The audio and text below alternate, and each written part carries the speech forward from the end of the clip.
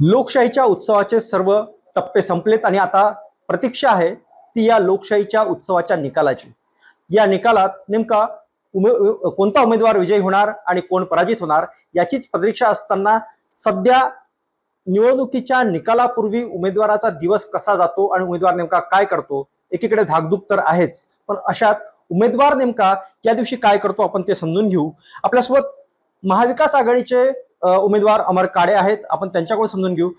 नेमका उद्या निकाल आहे आणि आजचा दिवस आपल्यासाठी काही तासावर हे निकाल आहेत।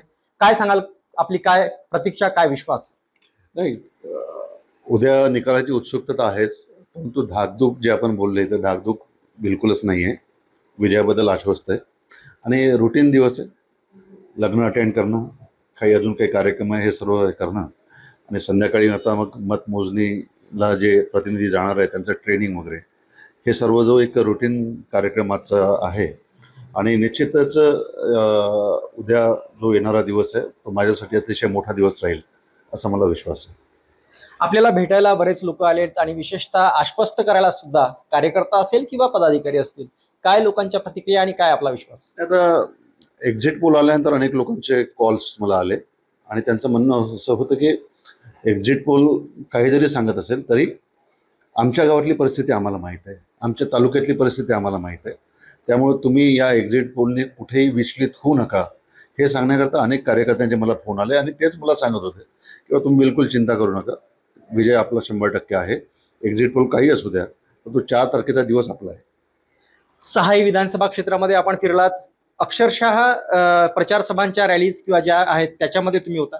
कसा एकूण तुमचा अनुभव आणि आता विजय जेव्हा एकूण काही तासावर आहे, अशात हा सर्व कोणाचा विजय असेल, कशा पद्धतीने तुम्ही याच्याकडे बघता? हा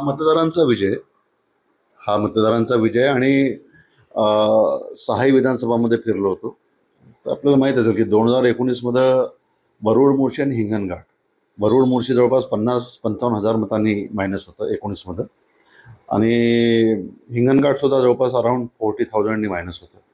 जे मतदारसंघ 50,000 40,000नी मायनस होते त्या मतदारसंघामध्ये सुद्धा यावेळेला मला लीड राहील असा विश्वास तिथल्या कार्यकर्त्यांनी दिलेला आहे।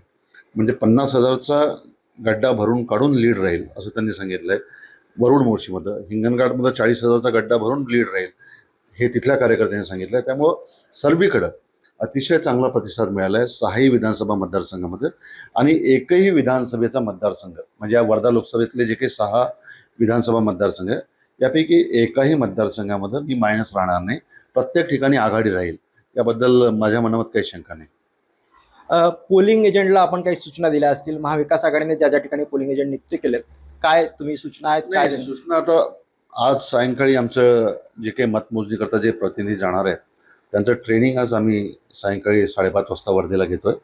कशा पद्धतीनं सर्व गाईडलाईन्स आपण हे केल्या पाहिजे, कशा पद्धतीनं आपण लक्ष ठेवलं पाहिजे, या सर्व गोष्टींचं जे काही ट्रेनिंग आहे ते आज आम्ही 5:30 वाजता आमच्या सर्व मतमोजणी प्रतिनिधींना वर्धेला देणार आहोत, जेणेकरून ज्या पद्धतीचं एक प्रेशर ब्युरोक्रेसीवर आहे आणि त्या प्रेशरच्या माध्यमातून काही कमी जास्त होते का काय अशी सुद्धा शंका अनेक लोकांच्या मनामध्ये आहे।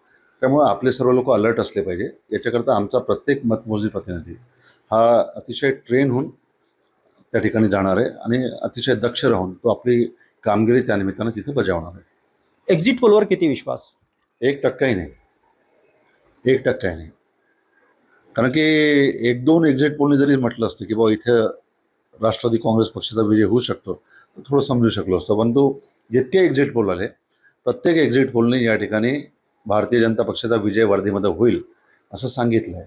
आणि एक्झिट पोल किती खरे आणि किती खोटे याचं उत्तर वर्धा लोकसभा मतदारसंघ उद्या निश्चित दिल्याशिवाय राहणार नाही, हे सुद्धा मला या निमित्तानं सांगायचं वाटतं।